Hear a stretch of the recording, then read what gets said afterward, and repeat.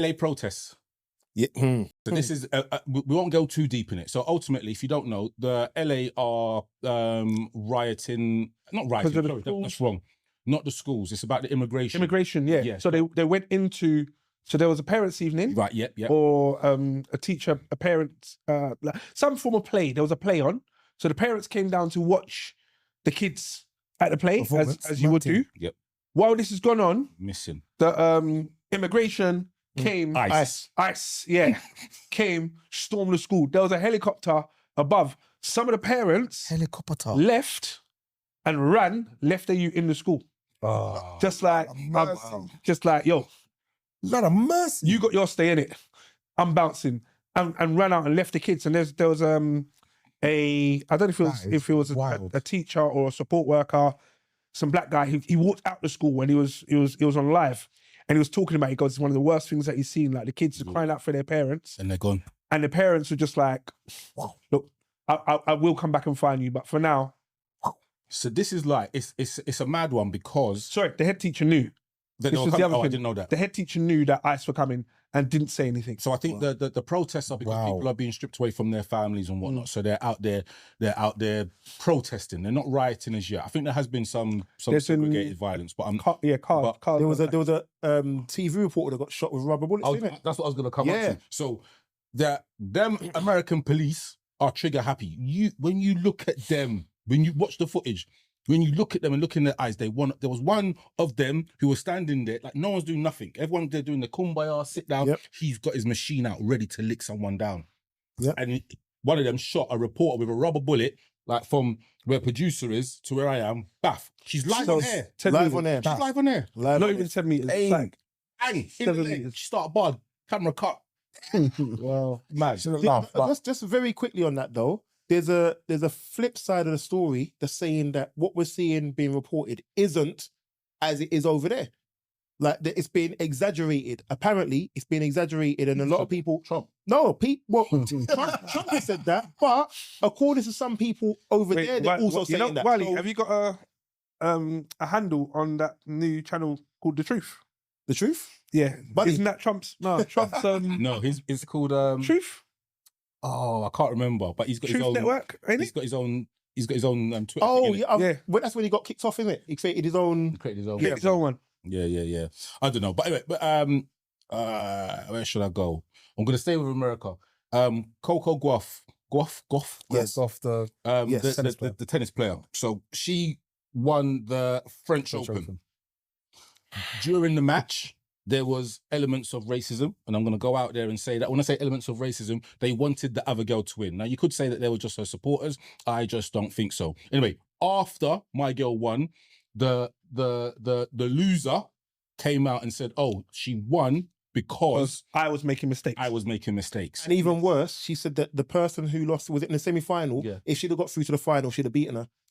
Yes, she said that. Yes, that's what she said. And she said, I can't remember. I think she did say, she used the phrase "someone like her" in reference to Coco. Now, this woman has got anger issues. There was videos of her smashing her racket, shouting at people when she lost. But I personally think, look, I'm probably going to get slated on wherever we post this. I just think she's a racist and didn't want to lose to a black person. No, you see the anger bit, right? The one thing I would I'm a stick up for her. I'm a sore loser. It's not even so much that a lot of tennis players have it. It's within a lot of them. It's how they'll whack up their racket. So I'm not going to sit there and say their reason is racism because of that. I won't put that as a thing. All right. The other side of what you just said, I didn't hear the interviews. But if that's what she got her ass handed to her on Twitter, and then came out the next day having to retract certain statements. Yeah, that's not right. As a sports person, racist nothing to do with race. It was the angle, or the direct angle wasn't racist. Yeah. It was saying you're a sore loser. Yes. Like give you the plaudits to the champion who beat you. Do you get what I mean? Regardless how it goes down. In the record books, my name's got the W, your name's got the L. And she was losing at some point in the match as well. She came back from behind. I don't know to win the final. No one does that. No one sits there and in that sport as well. and where it sits, it's not one of those ones where people come out and they're trying to say, oh, yeah, they only won because I had a bad day. Otherwise, I'd beat them because they're crap. Yeah. It's not. Well. If you look at, I think it's Serena Williams. She was being interviewed on a podcast, and she said something along the lines of, when reporters ask you questions, there's almost like a script that you respond to say, yeah, my opponent played really well, but you know, I think I was just better on the day. And she was like, really? I beat her 6-0, 6-love. You know, she never had a chance. But you can't say that. Do you know what I mean? On the TV. But then what it was is that when the reporter said, "Oh, my girl made these comments about you," Coco was kind of like, that's not really fair to say because I beat you last time. Yeah. But she also said the girl that lost the semi-final, I also beat her last time. Good. So even if she would have got through to the final, I would have beat her anyway because I beat her last time. Yeah. But it's funny with those, if you look at it, with the prestige sort of sports like golf, motor racing, sports where money is behind people getting into those positions, traditionally, there's always a slight tinge of, if anybody is coming from a different background other than the traditional ones that are there, they automatically get some sort of a negative angle. That happened with Lewis Hamilton, happened with the Williams sisters, happened with Tiger Woods. Happened in Cool Runnings. Cool Runnings. Massive. I'm going to move quickly on. Just your comments. So R.Kelly has made a plea to Donald Trump to give him a pardon to get him out of prison. Russ. He said, his lawyer has said this on R. Kelly's behalf because he is in danger where he is, as in prison. But I heard R. Kelly's DJing songs in there and all sorts.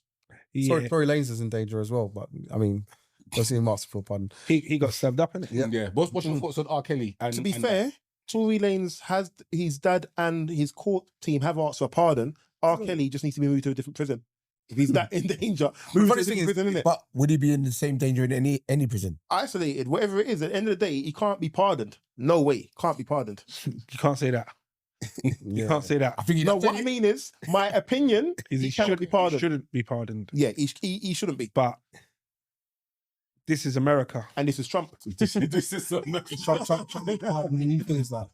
We have to go to his Oh dear. Love Island has started. Does anyone care? Buddy. Our regular Love Island pundit has got something to say, I'm sure. I was going to move on, but are you watching it? I mean, I've seen it. I know it's on. I started the other day. That means you're watching it. Yeah, but I'm not paying. I'm watching, but I'm not paying a lot of attention to it. It's this there. Let's just move on. One thing I did find out about it, which I found was interesting. Apparently, a former Tottenham footballer is supposed to go on there. He's meant to be going on there as a bombshell, as a contestant. I don't understand it. This guy has only recently. Is it in the last? Is he even retired? No, I don't know if he's even retired. Do you know who it is? Yeah, Emerson Royal. Yeah, exactly. So I'm trying to understand how would he be going on to that. But then I remember Patrice Ever was on something the other day. That was I don't know what's going on. Funniest thing is, a little slight insight to it. But they've got like, it feels like they've got a roadman on there at the moment, right? He walked in yesterday. No, I wasn't paying attention. But what's the roadman? Yesterday, his name's Darryl. Roadman walked in there. But the way he kind of come in, it's just like, it's quite funny actually. I think they made a couple memes on Instagram about it recently. It's actually quite funny because he's coming there on a like this attitude thing. So I kind of now, it's kind of made me want to say, let me see what else you do, because you seem like you're gonna have this no hold barred thing. What I'm gonna say, I think because of what the topic can do, I think you should give us an update on it when we come back. Weekly update, not a weekly update. Weekly update. And you get 30 seconds to tell us what's going on. Just so we can have a comment on it. For that, and then there'll be some jokes. Yeah.